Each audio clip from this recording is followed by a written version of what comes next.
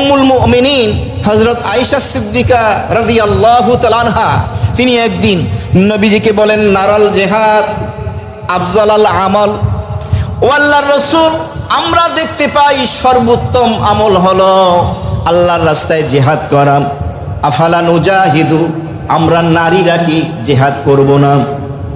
আমরা তো দেখি সর্বোত্তম সর্বশ্রেষ্ঠ আমল আল্লাহর রাস্তায় জিহাদ। হে আল্লাহর রাসূল, আমরা কি জিহাদ করব না?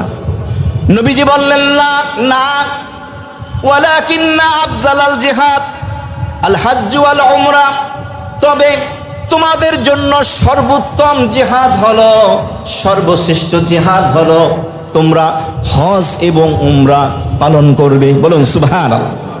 বিশেষভাবে হাদিসে যে মেসেজটি পেলাম, মা বোনদের জন্য, নারীদের জন্য সর্বোত্তম জিহাদ কোনটি?